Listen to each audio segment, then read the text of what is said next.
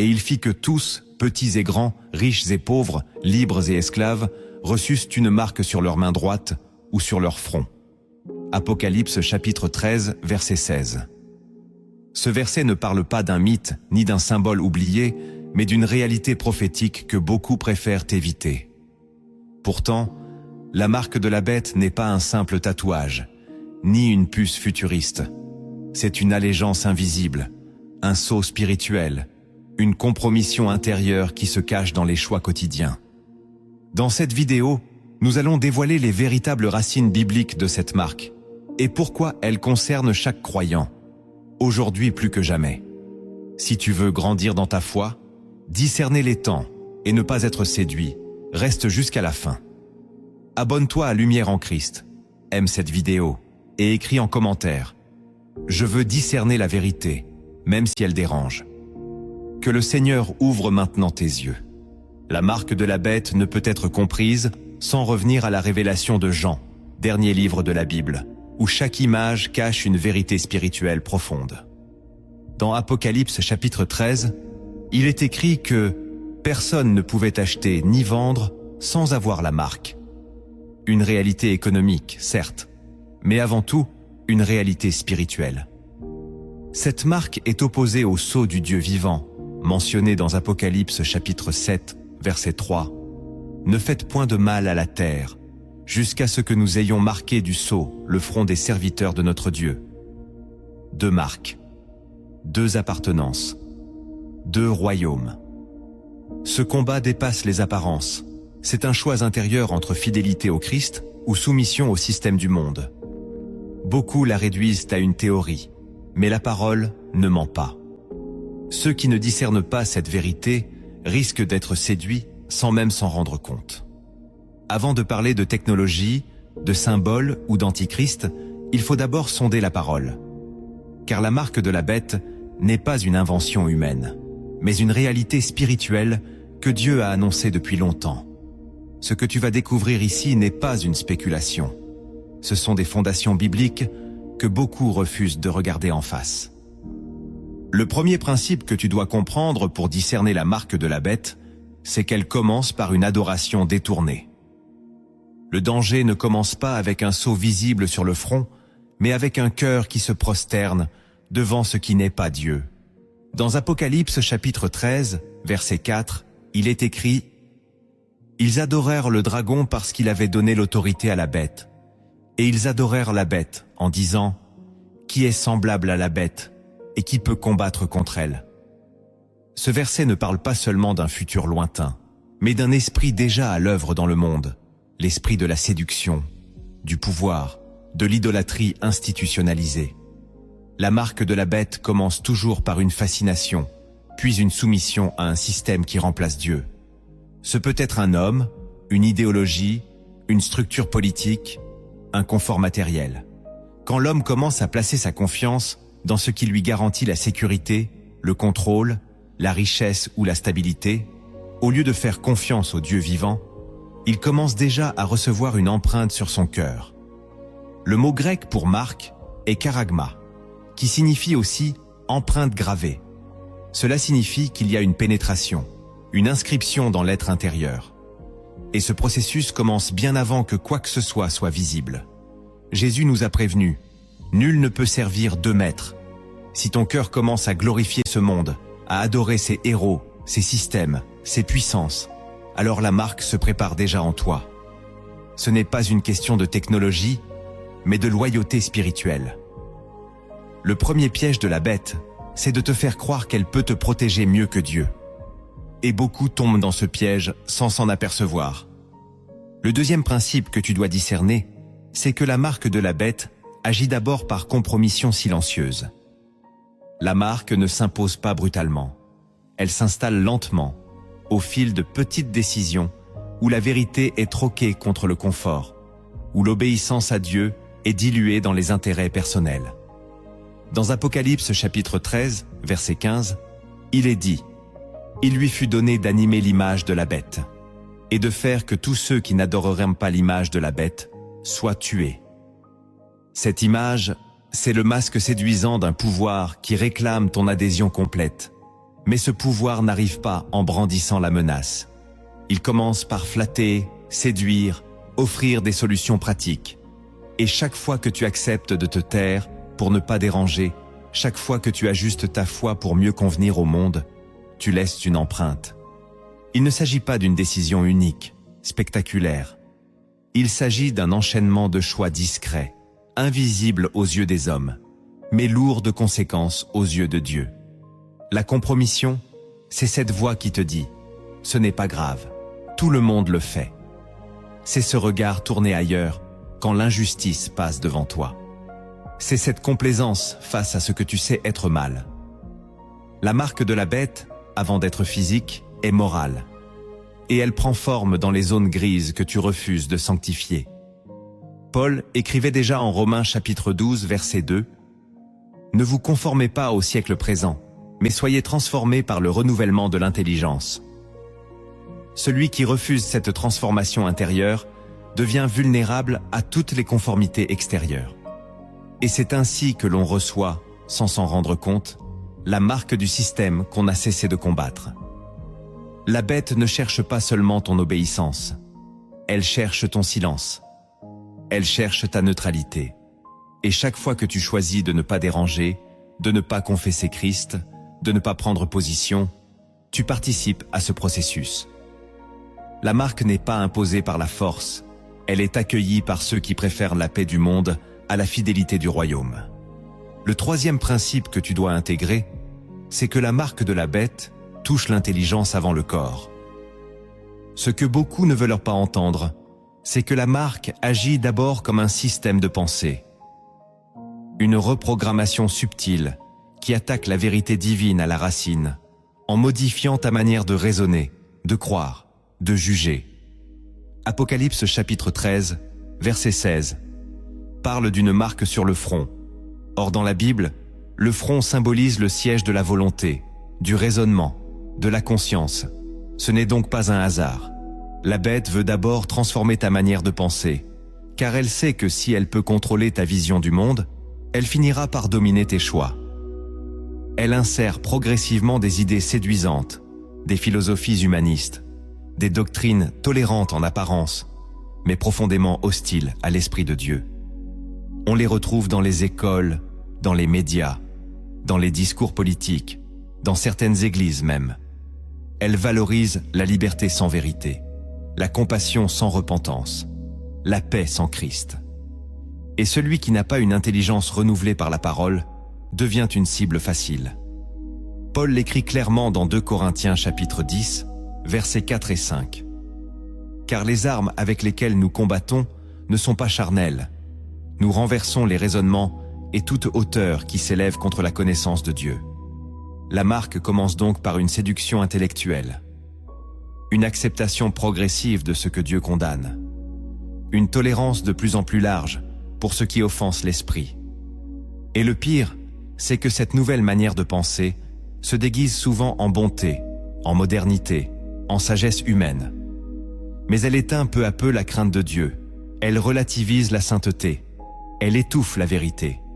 Le vrai combat n'est donc pas technologique, il est mental, il est spirituel. Il est dans le renouvellement de ton intelligence. Refuse les slogans du monde, même quand ils semblent nobles. Refuse les philosophies qui placent l'homme au centre et Jésus à la marge. Car ce que tu laisses entrer dans ton esprit détermine à quelle autorité tu es en train de te soumettre. La marque de la bête est d'abord une idéologie, pas une injection. Et elle se propage par les pensées que tu n'oses plus confronter. Le quatrième principe que tu dois reconnaître, c'est que la marque de la bête se manifeste par l'obéissance aux pressions du système. Dans Apocalypse chapitre 13, verset 17, il est écrit « Et que personne ne puisse acheter ni vendre s'il n'a la marque, le nom de la bête ou le nombre de son nom. » Ce verset révèle une vérité profonde que beaucoup évitent. La marque est liée à un système économique, à une logique de contrôle, à une pression collective sur les consciences. Il ne s'agit pas seulement d'un objet qu'on te force à porter, mais d'une obéissance que tu finis par accepter pour survivre dans un monde hostile à Dieu. Cette pression ne sera pas toujours brutale. Elle se présentera souvent comme une nécessité, conserver ton emploi, nourrir ta famille, voyager, garder tes droits. Et face à cela, une question silencieuse s'imposera à ton cœur. Es-tu prêt à renoncer à l'obéissance à Dieu pour continuer à exister dans le système? Car la bête ne se contente pas de séduire, elle finit par exiger. Elle mettra les croyants devant un choix douloureux, plaire à Dieu ou garder leur place dans un monde qui rejette Christ. Et c'est là que la vraie foi sera éprouvée. Jésus a dit, « Celui qui voudra sauver sa vie la perdra, mais celui qui la perdra à cause de moi la retrouvera. » Matthieu chapitre 16, verset 25. Le croyant qui se prépare à résister à la marque doit être prêt à perdre quelque chose. Confort, statut, sécurité, approbation. Car ce que la bête propose, c'est une paix empoisonnée. Elle te dit, tu peux garder ta foi, mais tais-la, adapte-la, plie-la aux règles du jeu. Et beaucoup accepteront, pensant qu'ils gardent leur foi en secret, alors qu'en réalité, ils ont changé de maître.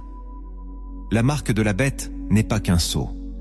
C'est une appartenance volontaire à un système qui exclut Dieu. Et celui qui cède à la pression, même en silence, commence à porter en lui le sceau de cette fausse paix. Celui qui marche avec Christ doit se préparer à résister, non par violence, mais par fidélité. Le cinquième principe que tu dois graver dans ton esprit, c'est que la marque de la bête est le reflet d'une identité usurpée.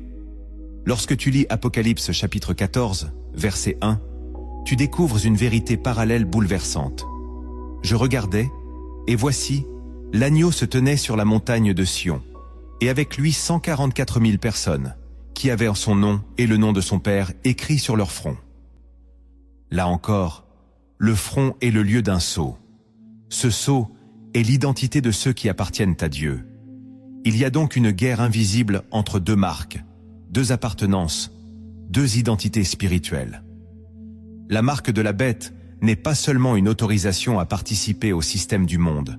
C'est une signature qui déclare « Je ne veux pas que Dieu règne sur moi ». C'est une inversion volontaire, parfois inconsciente, de l'identité que Dieu avait placée en toi.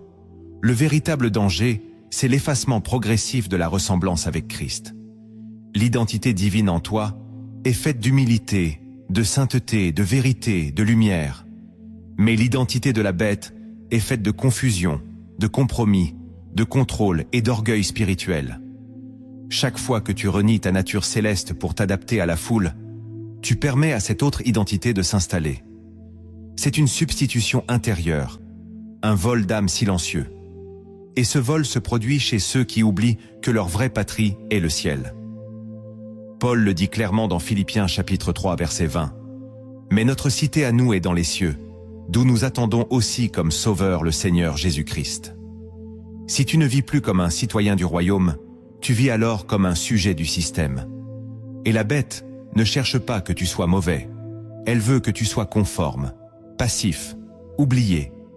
Mais Dieu cherche ceux dont le front reflète son nom, dont les pensées lui sont soumises, dont l'identité reste inébranlable. C'est pourquoi je t'invite à écrire en commentaire cette parole forte. Je refuse que le monde efface en moi l'image de Dieu. Cette déclaration est un acte de foi, une résistance spirituelle, une façon de dire que tu sais à qui tu appartiens. Le sixième principe que tu dois discerner avec gravité, c'est que la marque de la bête se propage par l'aveuglement collectif. L'un des plus grands pièges de l'ennemi, ce n'est pas la persécution ouverte, mais la normalisation du mal. Dans Apocalypse chapitre 13, verset 3, il est dit « Toute la terre était dans l'admiration derrière la bête ». Ce n'est pas seulement une minorité, mais une majorité séduite, une foule fascinée, une humanité qui marche avec enthousiasme vers sa propre destruction, croyant suivre une promesse de paix. L'aveuglement collectif, c'est ce mécanisme spirituel par lequel l'esprit de discernement est étouffé. On n'interroge plus la vérité, on suit le courant. On n'écoute plus Dieu, on répète les discours officiels. On ne cherche plus la sanctification. On se contente d'une religion compatible avec le monde. Et c'est ainsi que la marque se répand, non pas par force, mais par contagion spirituelle. Le silence des uns renforce la chute des autres.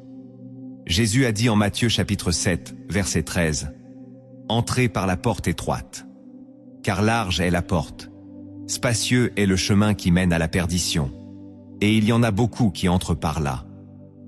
Celui qui suit la majorité court un grand danger, car ce qui est célébré par tous n'est pas forcément sanctifié par Dieu. Et l'Église, aujourd'hui, est confrontée à ce défi. Va-t-elle résister à l'unanimité mensongère ou se fondre dans la masse par peur de choquer? L'Esprit de Dieu ne parle jamais dans le vacarme de la foule. Il appelle dans le désert, dans la solitude, dans l'intimité. Celui qui veut rester pur doit refuser les consensus faciles. Il doit se méfier de la religion populaire, des doctrines qui plaisent à tous, des valeurs qui ne dérangent plus. La marque de la bête avance avec l'applaudissement général. Elle s'installe dans les cœurs qui ne veulent plus déranger, ni être dérangés. Et elle s'ancre profondément là où la vigilance spirituelle a été remplacée par l'émotion collective. Tu dois prier pour garder un esprit éveillé. Ne te laisse jamais endormir par l'enthousiasme général. Car là où tout le monde acclame sans discerner, il y a souvent une séduction invisible en action. Le 7e principe que tu dois recevoir dans la prière, c'est que la marque de la bête repose sur le rejet de la croix. La croix de Jésus est le plus grand scandale pour le système du monde. Elle est humiliante, sanglante, inconfortable. Elle exige le renoncement, la mort à soi, l'abandon de l'orgueil. Et c'est justement ce que la bête refuse. Elle propose une spiritualité sans sacrifice, une foi sans obéissance, une liberté sans repentance. Paul le dit avec puissance dans Galates chapitre 6, verset 14. Pour ce qui me concerne, loin de moi la pensée de me glorifier d'autre chose que de la croix de notre Seigneur Jésus-Christ. La croix est une ligne de séparation. Elle sépare ceux qui vivent pour Dieu de ceux qui vivent pour eux-mêmes. Et c'est pourquoi la marque de la bête commence toujours par une volonté d'effacer la croix. Elle la remplace par des symboles flatteurs, des discours positifs, des messages centrés sur l'homme. Elle transforme le message de l'Évangile en un produit adapté à tous, sans exigence, sans combat, sans feu. Mais celui qui refuse la croix a déjà choisi un autre chemin. Il peut encore parler de Jésus, chanter des cantiques, fréquenter l'Église. Mais dans le secret de son cœur, il a enlevé la croix du centre de sa vie. Et c'est là que la marque s'installe. Car la croix est une barrière spirituelle que la bête ne peut franchir. Celui qui la porte est protégé, affermi, purifié. Mais celui qui la rejette devient vulnérable aux séductions du monde. La marque de la bête est une insulte silencieuse à la croix. Elle dit « Je n'ai pas besoin de mourir à moi-même. Je peux être spirituel sans me sanctifier. Je peux appartenir à Dieu sans obéir à sa parole. » Et cette illusion, malheureusement, gagne du terrain. Elle entre même dans les prédications. Elle contamine les chants. Elle infecte les prières. Mais Dieu cherche encore des hommes et des femmes qui n'ont pas honte de la croix, qui l'embrassent, qui l'élèvent, qui en font leur seul fondement. Car là où la croix est rejetée, la marque finit par s'imposer. Le 8e principe que tu dois méditer, c'est que la marque de la bête est toujours liée à l'esprit de contrôle. Dans l'Apocalypse, la bête ne se contente pas d'exister. Elle veut régner. Elle veut surveiller, imposer, uniformiser. Elle ne tolère pas l'indépendance spirituelle. Elle impose sa logique, son rythme, son image. Et cela, nous le voyons déjà. Une société où tout est tracé, surveillé, mesuré, où l'individu est absorbé par un système numérique, social, économique, qui exige une conformité totale. Mais derrière ces structures visibles, il y a un esprit, l'esprit de contrôle. Un esprit qui cherche à remplacer la liberté de l'Esprit Saint par la gestion humaine, par la peur, par la dépendance artificielle. L'Esprit de Dieu agit par conviction, la bête agit par contrainte. L'Esprit de Dieu t'invite, la bête t'oblige. Et c'est là que le choix se fait.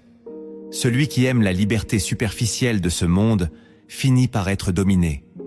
Mais celui qui choisit la liberté du royaume accepte de marcher à contre-courant. Dans 2 Corinthiens chapitre 3, verset 17, il est écrit Là où est l'Esprit du Seigneur, là est la liberté. La marque de la bête est donc une rébellion déguisée. Elle dit « Je veux contrôler ma vie, mon avenir, mon identité ».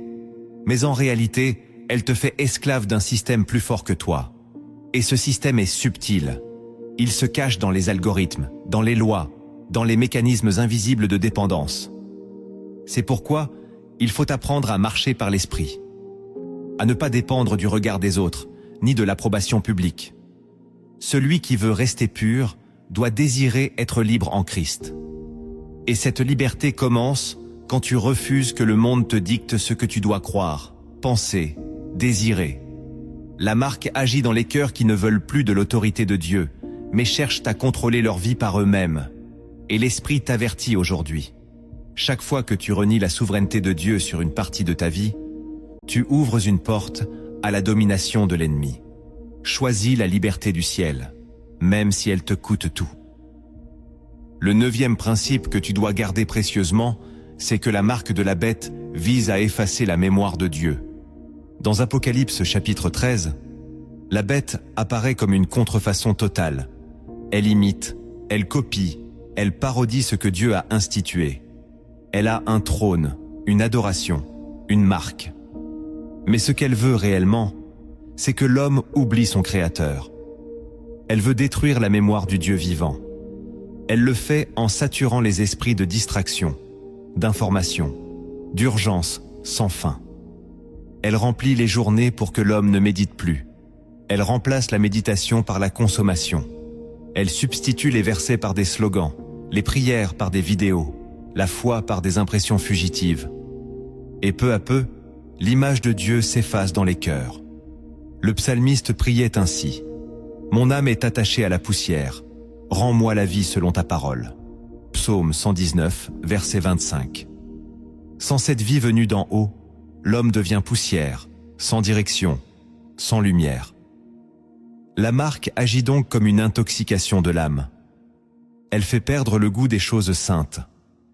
Elle rend fade ce qui est éternel. Et celui qui n'entretient pas sa mémoire spirituelle devient vulnérable. Tu dois veiller à te souvenir chaque jour de qui est ton Dieu, de ce qu'il a fait, de ce qu'il dit, de ce qu'il promet. Car l'oubli spirituel est une porte d'entrée à la marque. Si tu cesses de proclamer la vérité, d'enseigner à tes enfants, de méditer les Écritures, alors tu deviens une proie. La marque de la bête n'est pas seulement une acceptation extérieure, c'est l'abandon intérieur de la mémoire sacrée. Et cette mémoire, tu dois la protéger. Avec des chants, avec des prières, avec des versets proclamés à haute voix, avec la crainte de Dieu dans chaque décision. Celui qui se souvient demeure. Mais celui qui oublie, même sans le vouloir, commence à glisser lentement vers l'oubli éternel.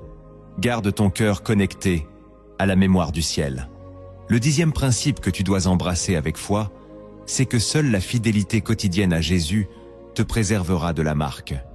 Il n'y aura pas de salut dans les stratégies humaines, ni dans la connaissance seule, ni dans les débats théologiques. Seule une relation vivante, vraie, constante avec le Christ te gardera pur dans les temps de la séduction finale. Dans Apocalypse chapitre 14, verset 12, il est écrit « C'est ici la persévérance des saints, qui gardent les commandements de Dieu et la foi de Jésus. » Voilà la vraie résistance. Ce n'est pas un slogan, ce n'est pas une position politique. C'est une fidélité quotidienne, une obéissance concrète, une communion qui ne se rompt pas. Et cette fidélité ne se voit pas sur une carte de membre, mais dans les choix que tu fais dans le secret, dans ta manière de réagir à l'injustice, dans ton rapport à l'argent, dans tes habitudes de prière, dans ton obéissance quand personne ne regarde. La marque de la bête sera visible, mais elle ne pourra jamais pénétrer un cœur qui appartient entièrement à Jésus. Et ce cœur ne se forme pas en un jour. Il se bâtit jour après jour, dans l'intimité, dans le renoncement, dans l'amour vrai. C'est pourquoi tu ne dois pas seulement craindre l'avenir. Tu dois t'attacher à la présence de Dieu aujourd'hui. Ne cherche pas des théories, cherche la vérité vivante. Ne cours pas après les signes. Reste près du berger. car il a promis en Jean chapitre 10, verset 27. « Mes brebis entendent ma voix, je les connais, et elles me suivent. » C'est cela, le sceau de Dieu. Une relation d'écoute, une marche quotidienne, une fidélité qui résiste même au feu. Celui qui vit ainsi n'a rien à craindre. Même si le monde entier se prosterne, il restera debout. Même si tous cèdent, il tiendra ferme.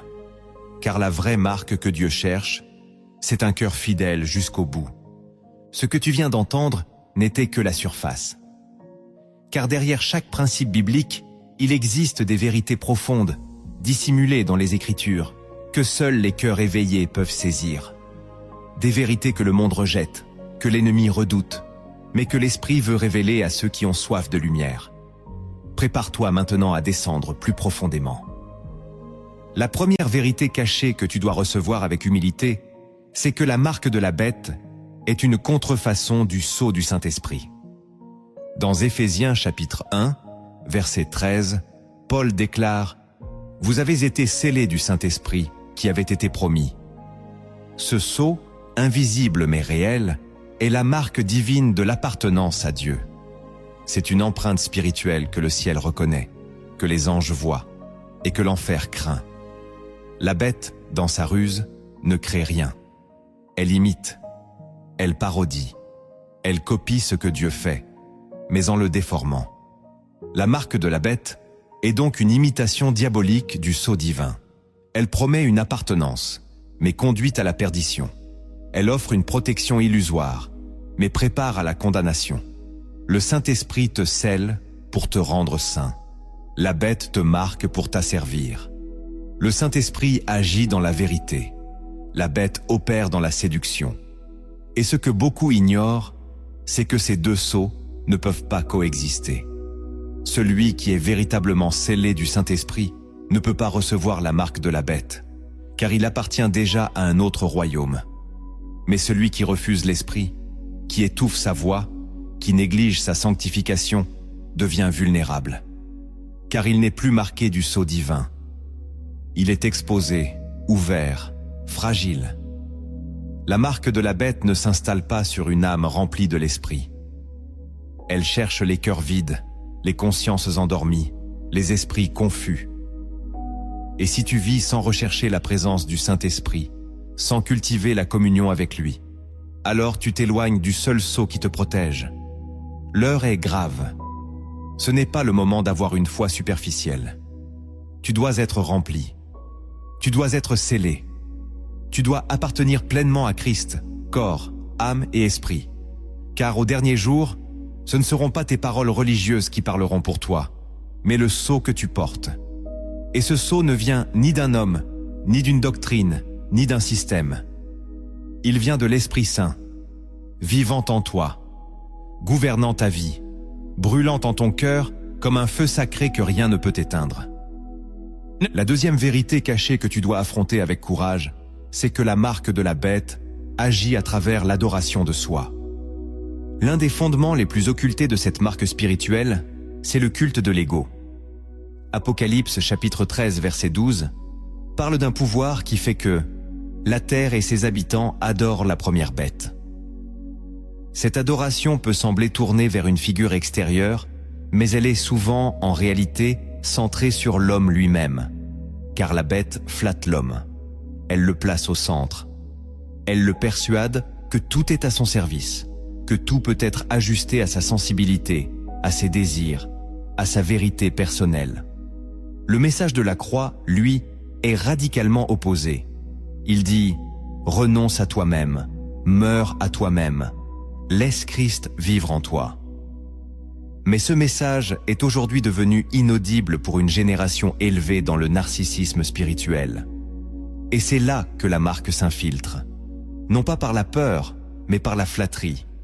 Elle pénètre dans les cœurs qui se croient le centre du plan de Dieu, mais refusent la seigneurie de Jésus.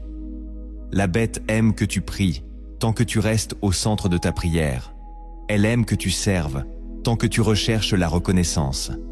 Elle aime que tu parles de Dieu, tant que tu refuses de mourir à toi-même. L'apôtre Paul disait « J'ai été crucifié avec Christ. Ce n'est plus moi qui vis, c'est Christ qui vit en moi.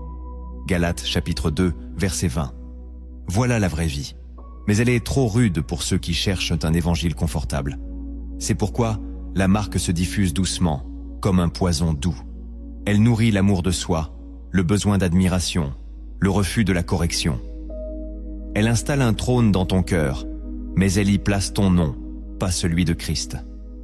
Et ce cœur devient alors le terrain fertile où la marque peut s'imprimer. Car si tu refuses de porter ta croix, tu porteras autre chose. Ce monde ne supporte pas le vide spirituel. Si Dieu ne règne pas, la bête s'infiltrera. Elle ne frappera pas à la porte. Elle entrera par ton reflet dans le miroir. La troisième vérité cachée que tu dois comprendre avec crainte, c'est que la marque de la bête s'inscrit dans le langage du compromis religieux. Ce n'est pas dans le monde païen que la bête est la plus puissante. C'est dans les temples, les assemblées, les autels qui ont abandonné la vérité. Dans Apocalypse chapitre 13, verset 11, un autre personnage apparaît.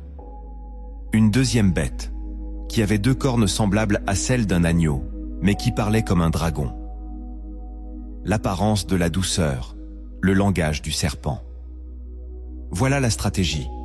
La marque de la bête ne se propage pas par des cris d'athéisme, mais par des voix qui semblent spirituelles, tout en enseignant l'erreur. Et cette voix se fait entendre dans de nombreuses prédications modernes. Un évangile sans péché, une foi sans repentance, un Dieu sans sainteté. L'objectif est clair, endormir les consciences, neutraliser la crainte de Dieu et préparer les cœurs à recevoir une autre marque. La vérité est trop tranchante pour la culture de ce siècle. Alors elle est polie, édulcorée, adoucie. On ne dit plus péché, on dit fragilité. On ne dit plus jugement, on dit cheminement. On ne dit plus croix, on dit accomplissement personnel. Et sous ce vernis de tolérance, la bête avance. Paul avertissait déjà en 2 Timothée chapitre 4, versets 3 et 4. Car il viendra un temps où les hommes ne supporteront pas la saine doctrine. Ils se détourneront de la vérité pour se tourner vers des fables. Ce temps est arrivé. La marque de la bête est préparée dans des temples où l'on refuse d'appeler le mal par son nom, où l'on évite les messages qui dérangent, où l'on célèbre les émotions au lieu de sanctifier les vies. Mais Dieu ne cherche pas des spectateurs spirituels. Il cherche des adorateurs en esprit et en vérité. Et là où la vérité est rejetée, la marque trouvera sa place. Tu dois refuser ce compromis religieux. Même si tu es seul, même si tu es rejeté, car ce n'est pas l'apparence de l'agneau qui sauve, c'est la voix du berger véritable. La 4e vérité cachée que tu dois méditer profondément, c'est que la marque de la bête anticipe le jugement. Apocalypse chapitre 14, versets 9 à 10, nous avertit avec une gravité extrême. Si quelqu'un adore la bête et son image, et reçoit une marque sur son front ou sur sa main, il boira, lui aussi, du vin de la fureur de Dieu. Ce verset brise l'illusion. La marque n'est pas un simple détail eschatologique, elle engage ton éternité. Elle est un acte d'allégeance qui sera rappelé devant le trône du jugement. Beaucoup veulent éviter ce discours, car il est tranchant. Mais la vérité ne demande pas à être agréable. Elle demande à être crue. Chaque choix que tu fais aujourd'hui construit ton positionnement face à ce jour. La marque est le résultat d'un cœur qui s'est éloigné, compromis, endurci. Et ce cœur, au dernier jour, ne pourra pas dire qu'il ne savait pas. Car Dieu est juste. Il avertit toujours avant de frapper. Il éclaire avant de juger. Il parle avant de peser. Mais celui qui a préféré la voie du monde à celle de l'esprit ne pourra pas échapper à la conséquence. La marque de la bête n'est donc pas une fin en soi. Elle est un signe. Le signe que la grâce a été refusée. Le signe que la repentance n'a pas eu lieu. Le signe qu'un autre maître a été choisi. Et à celui-là, Dieu dira, « Retirez-vous de moi, vous qui commettez l'iniquité. » Matthieu chapitre 7, verset 23. Ce message n'est pas une menace. C'est une miséricorde. C'est une chance de revenir, tant qu'il est encore temps. Dieu ne veut pas que tu périsses. Il veut que tu sois scellé de son esprit, gardé, sanctifié. Mais tu dois choisir. Et tu dois choisir maintenant. Car chaque jour passé dans l'indifférence est une marche vers le bas. Refuse la marque. Reviens à la croix. C'est encore l'heure de la grâce. La cinquième vérité cachée que tu dois accueillir avec sérieux, c'est que la marque de la bête grandit dans les cœurs vides de l'amour de la vérité. Paul l'écrit sans détour dans 2 Thessaloniciens chapitre 2, verset 10. Ils périront parce qu'ils n'ont pas reçu l'amour de la vérité pour être sauvés. Voilà le nerf de la guerre. Ce n'est pas une question de connaissance. Ce n'est pas une question de signes extérieurs. C'est une question d'amour. Aimes-tu vraiment la vérité? Es-tu prêt à l'embrasser même quand elle te blesse? La marque de la bête trouve sa place dans les âmes qui préfèrent les mensonges confortables à la lumière exigeante. Dans les cœurs qui ferment les yeux sur leurs propres compromis. Dans les esprits qui fuient la repentance. La vérité, dans sa forme la plus pure, révèle ce que tu veux cacher. Elle démasque, elle confronte, elle éclaire. Et c'est pour cela qu'elle est rejetée.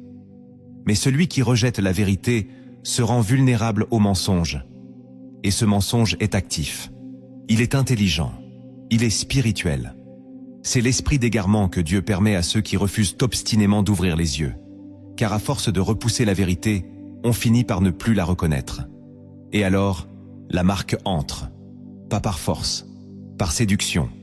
Elle se présente comme une alternative, comme une lumière nouvelle, comme une voix tolérante. Mais au fond, c'est un poison. Celui qui aime la vérité la cherche chaque jour. Il la prie, il la pleure, il la proclame, il la suit, même dans la nuit. Et cette vérité, c'est Christ lui-même.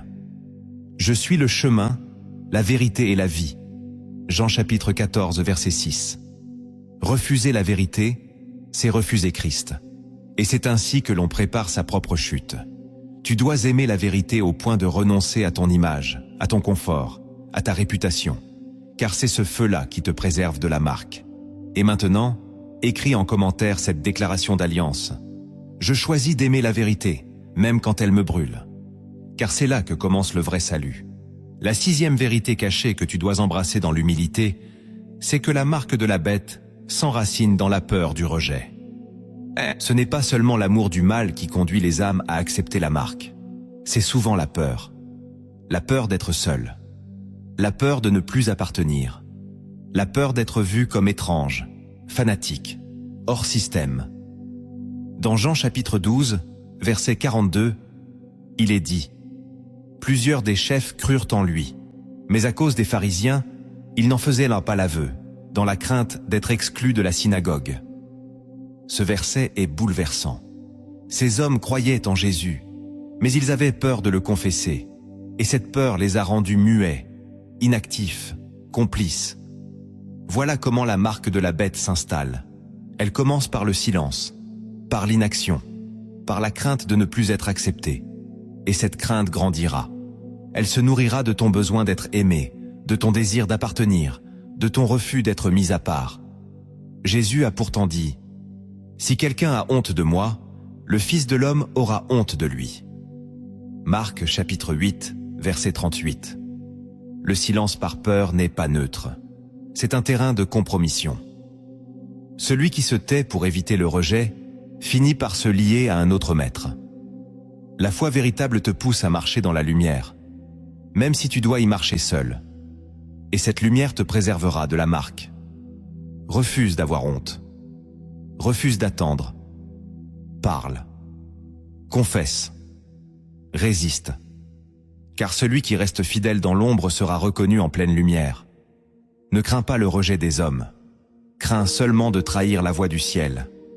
La septième vérité cachée que tu dois recevoir avec discernement, c'est que la marque de la bête utilise les œuvres humaines comme justification. Dans Apocalypse chapitre 13, la bête exerce un pouvoir religieux. Elle fait des signes. Elle produit des miracles. Elle inspire l'admiration. Mais cela ne vient pas de Dieu. C'est une contrefaçon. Et c'est une leçon puissante pour nous. Car dans Matthieu chapitre 7, verset 22, Jésus avertit « Plusieurs me diront en ce jour-là, Seigneur, Seigneur, n'avons-nous pas prophétisé en ton nom? Et alors je leur dirai, je ne vous ai jamais connus. Voilà le cœur du problème. Des œuvres, mais pas de relations. Des apparences, mais pas de fondement. La marque de la bête séduit par l'activité religieuse. Elle te donne l'illusion que tu es du bon côté parce que tu fais beaucoup. Mais Dieu ne cherche pas des performances.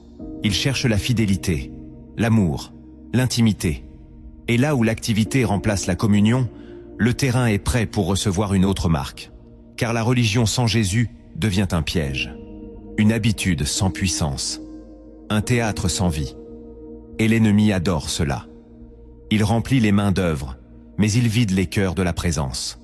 Le croyant qui ne se garde pas dans la simplicité de Christ devient vulnérable à cette séduction. Il se rassure par ce qu'il fait. Il oublie ce qu'il est devenu. Il cherche l'approbation des hommes. Il oublie celle de Dieu. Et la marque trouve alors une place. Tu dois veiller. Ne te juge pas par tes œuvres. Juge-toi par ta proximité avec Dieu. C'est là, et la seule, que réside la vraie sécurité. La 8e vérité cachée que tu dois méditer dans la prière, c'est que la marque de la bête efface le témoignage de la sainteté. Le monde ne craint pas les croyants qui parlent. Il craint ceux qui vivent ce qu'ils proclament. Dans Apocalypse chapitre 14, verset 5, il est dit des rachetés. Il ne s'est point trouvé de mensonge dans leur bouche. Ils sont irrépréhensibles. Voilà la vraie puissance. Pas des paroles fortes, mais une vie droite. Et c'est justement ce que la marque cherche à détruire. Elle ne veut pas seulement que tu désobéisses, mais que tu perdes ta crédibilité. Elle veut que ton témoignage soit flou, faible, fade. Elle veut que ta sainteté soit remplacée par une bonne réputation.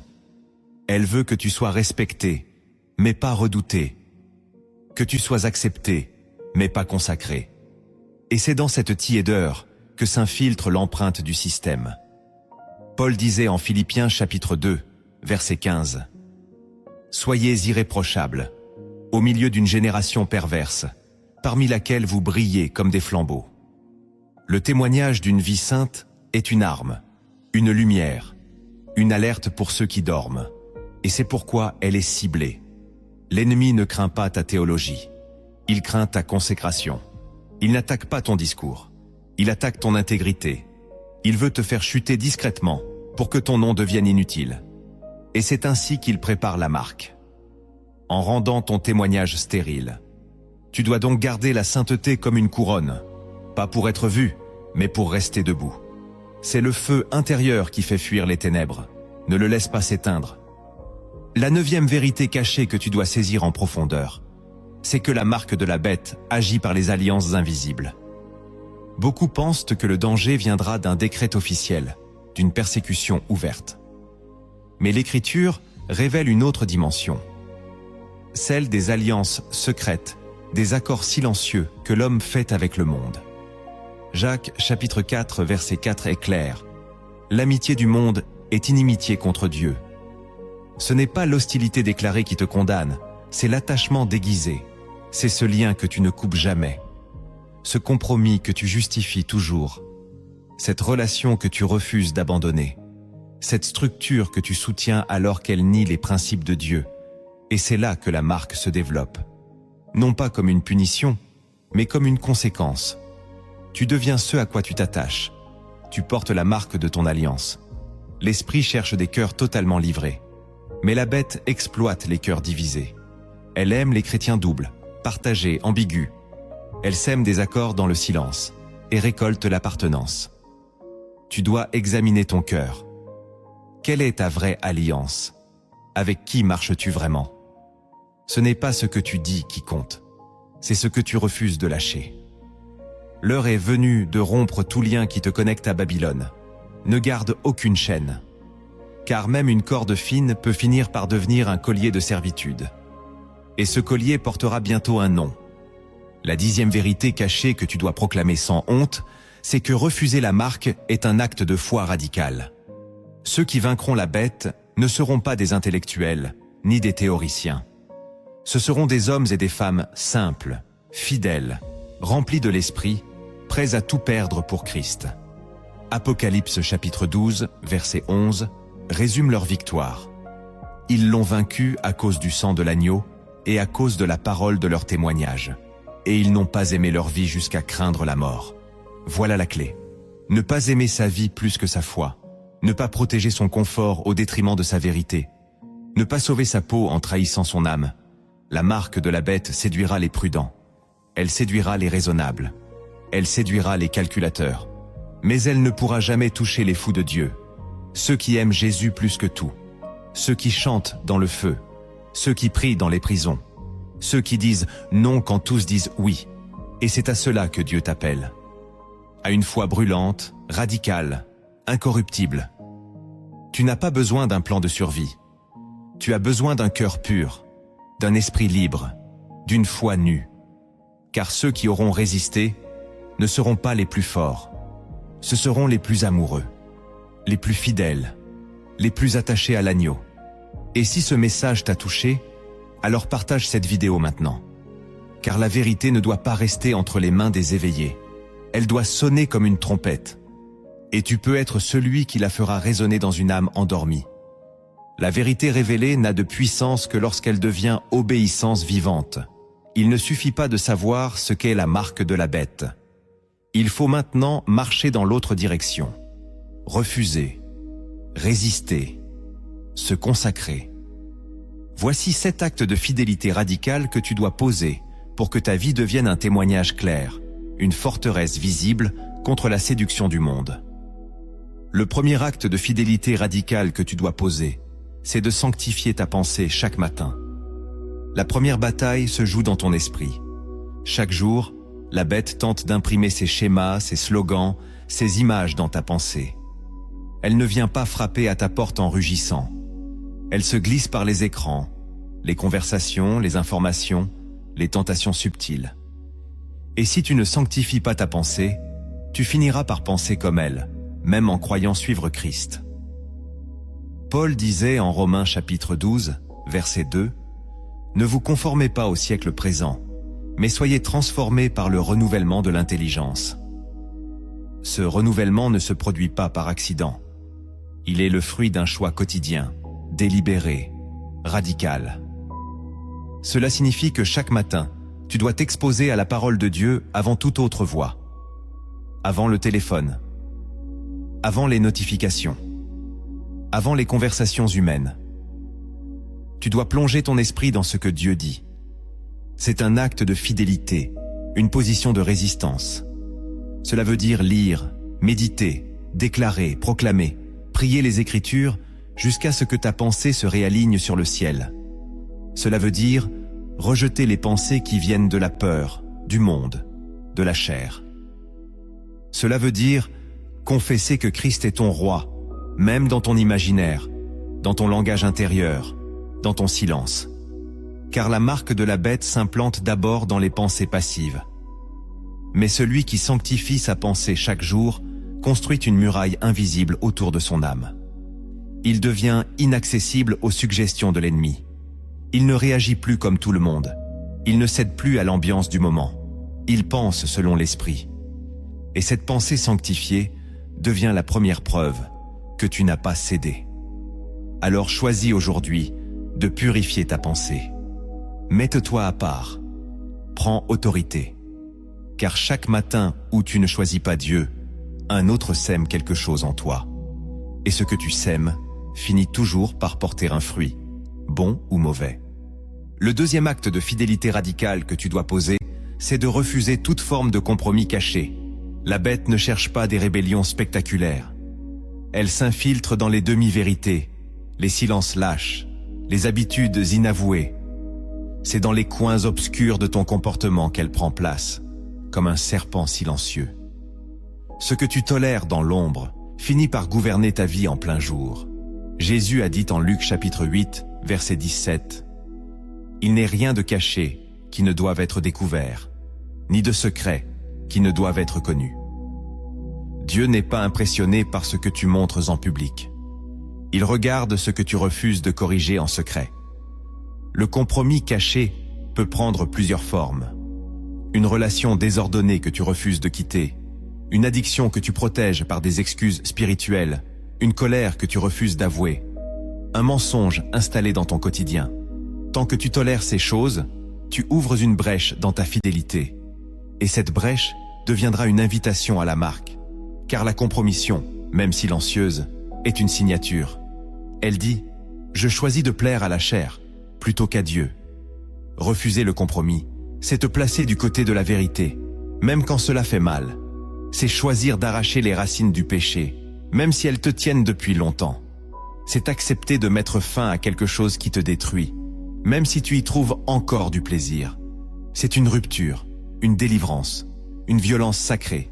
Tu dois fermer les portes, nettoyer les pièces secrètes, supprimer les zones grises, non pas par religiosité, mais par amour pour celui qui t'a scellé. L'Esprit Saint est saint. Il ne cohabite pas avec le compromis. Et si tu veux marcher sans crainte dans les temps à venir, tu dois commencer maintenant à refuser ce que tu tolères en silence. La fidélité commence là où personne ne te regarde, car celui qui reste pur dans le secret sera fort dans la tempête. Le troisième acte de fidélité radicale que tu dois poser, c'est de proclamer ta foi même quand c'est risqué. L'esprit de la bête veut t'imposer le silence. Il veut que tu crois, mais sans parler.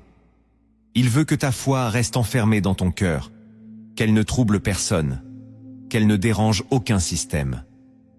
Mais Jésus n'a jamais appelé à une foi muette. Il a dit en Matthieu chapitre 10, verset 32, « Quiconque me confessera devant les hommes, je le confesserai aussi devant mon Père. » Proclamer sa foi, ce n'est pas crier sur les toits de manière charnelle, c'est refuser d'avoir honte, c'est dire non quand tout le monde dit oui. C'est parler quand le silence serait plus confortable. C'est affirmer Christ dans les moments où le monde impose ses dogmes. Ce n'est pas une provocation, c'est une fidélité. Et cette fidélité te coûtera quelque chose. Elle te fera perdre certaines relations. Elle te privera de certaines opportunités. Elle te mettra à l'écart. Mais elle t'unira au ciel.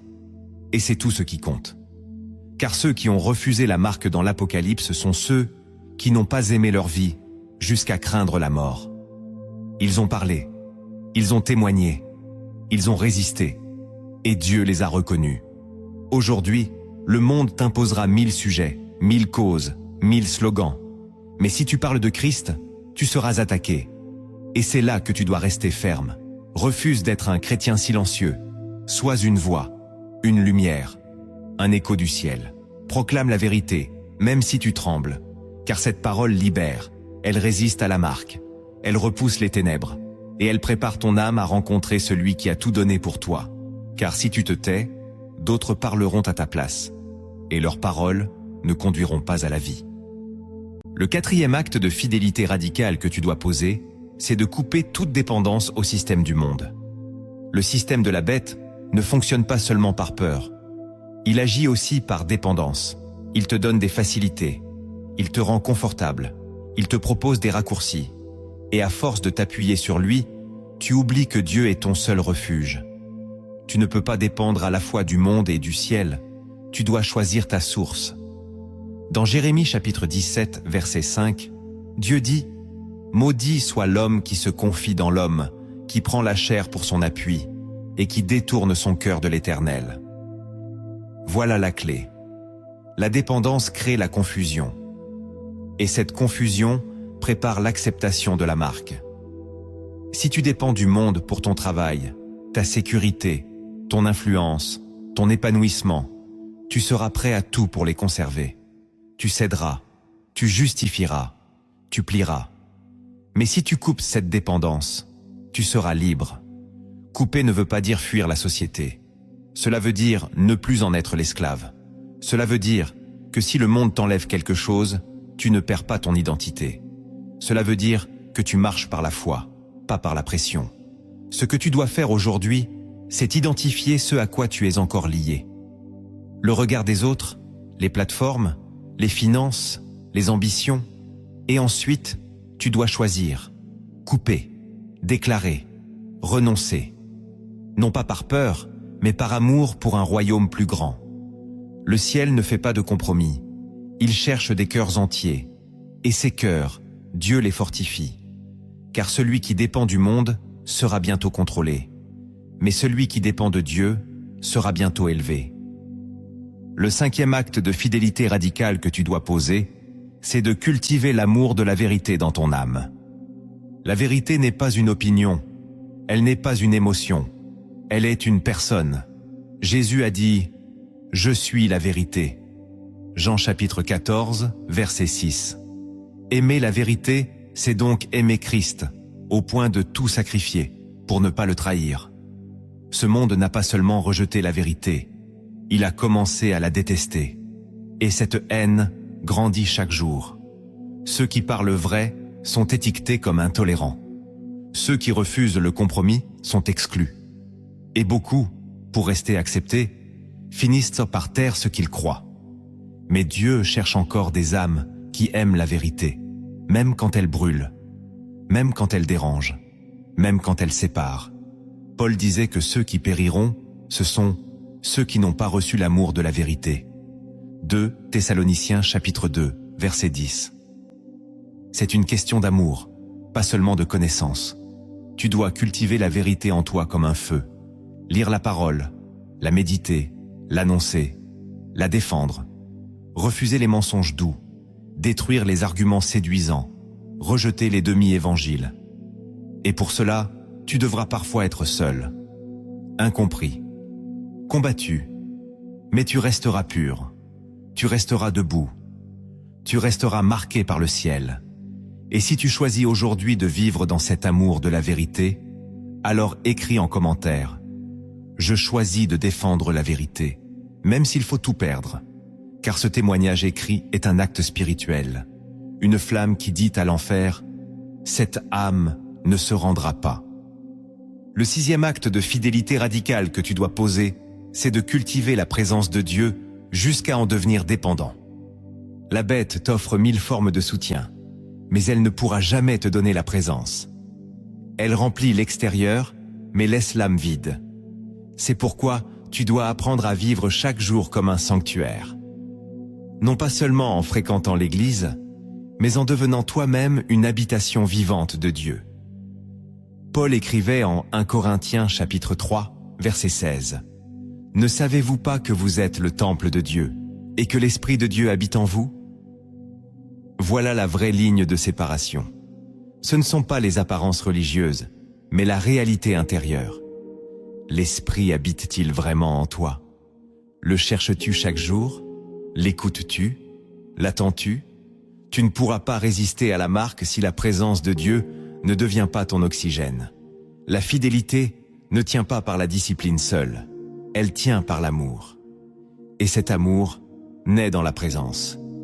Tu dois créer un espace sacré, une chambre fermée, un lieu secret où tu pries, où tu pleures, où tu écoutes. Pas pour demander des choses, mais pour être avec lui.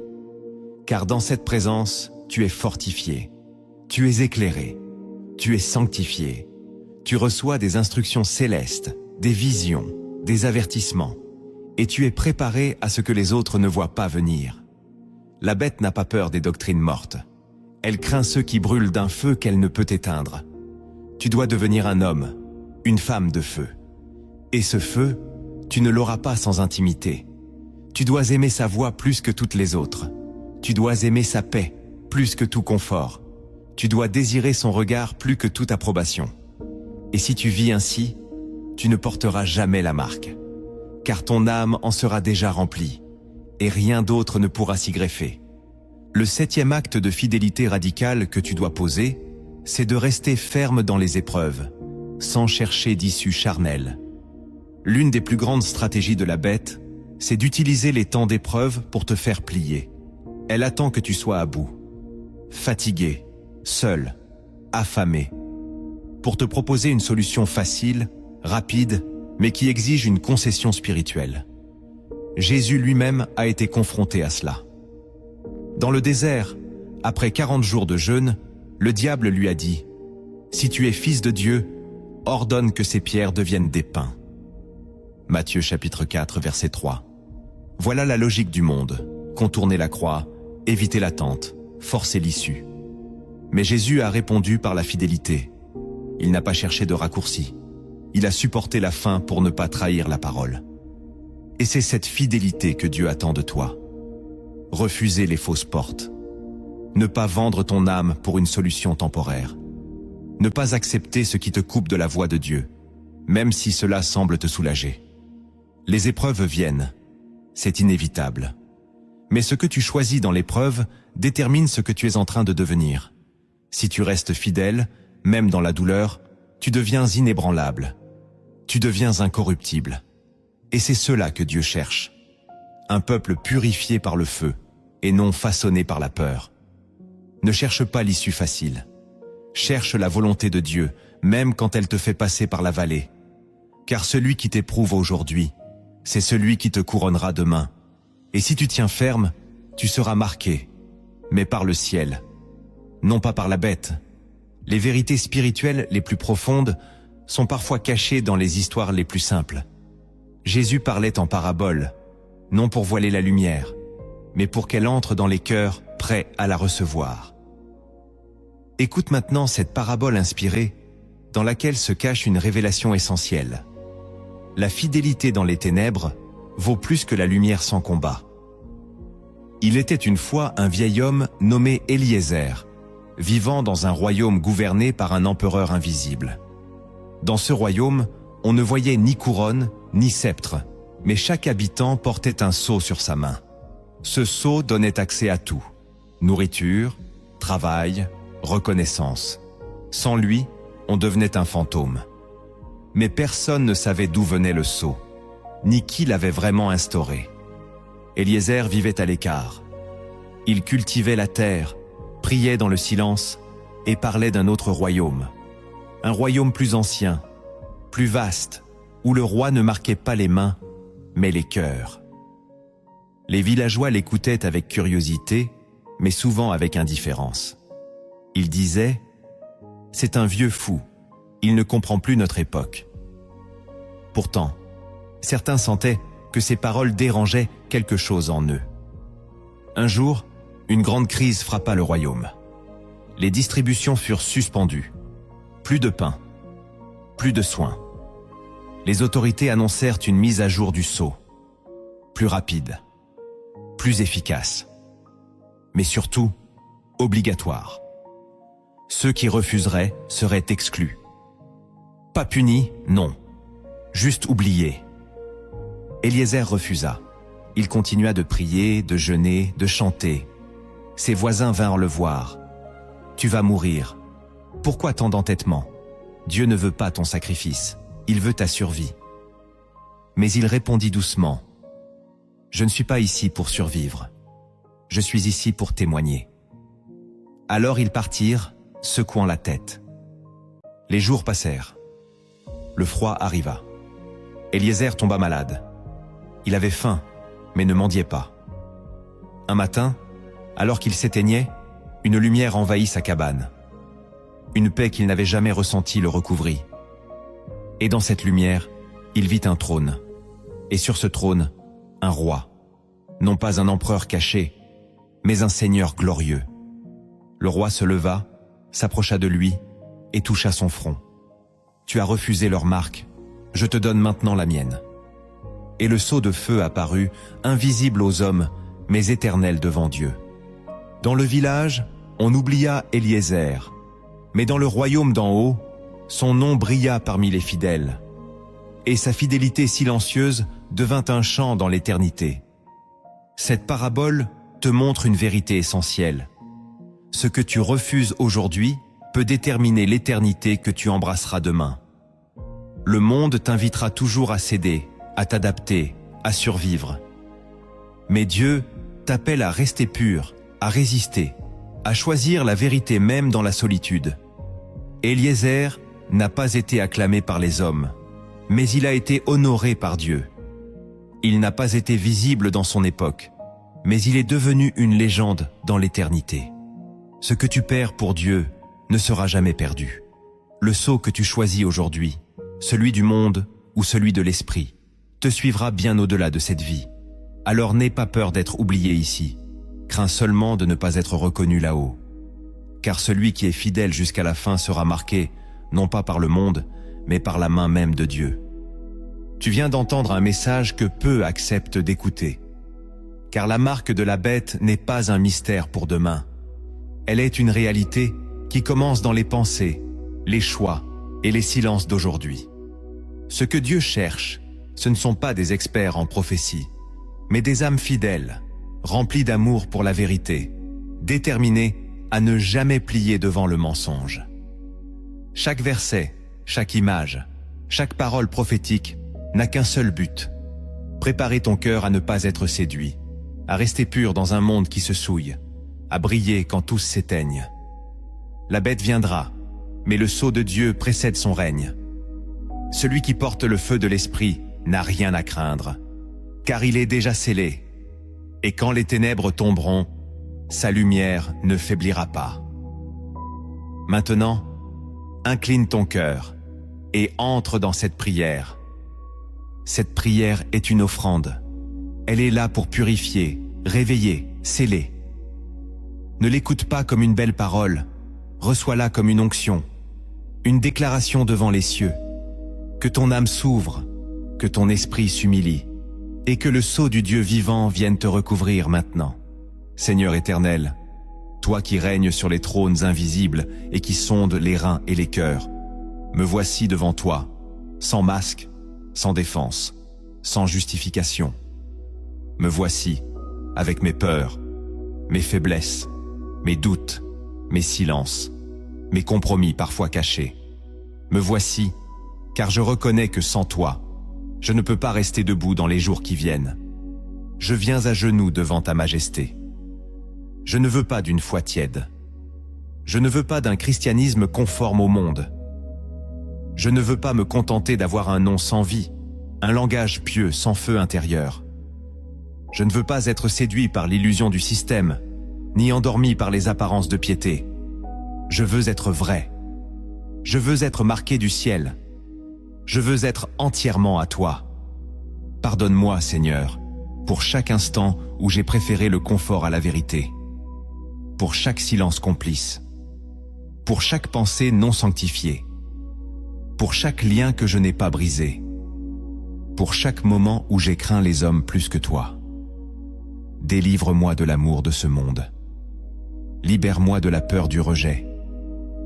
Brise en moi tout ce qui cherche à s'adapter à la bête, au lieu de s'agenouiller devant l'agneau. Je te demande aujourd'hui, dans la puissance du sang de Jésus, de me laver, de me purifier, de me séparer. Marque mon front, Seigneur. Sculpte ton nom dans mes pensées. Que chaque battement de mon cœur te glorifie. Que mes paroles soient alignées à ton cœur. Que mes choix révèlent ma fidélité. Ne permets pas que je glisse dans l'oubli spirituel. Ne permets pas que je sois trouvé tiède. Remplis-moi de ton esprit. Remplis-moi jusqu'à débordement. Que ton feu détruise tout ce qui ne vient pas de toi. Mets en moi l'amour de la vérité. Mets en moi la force de dire non. La force de résister. La force de confesser. Ton nom même si tout s'écroule autour de moi.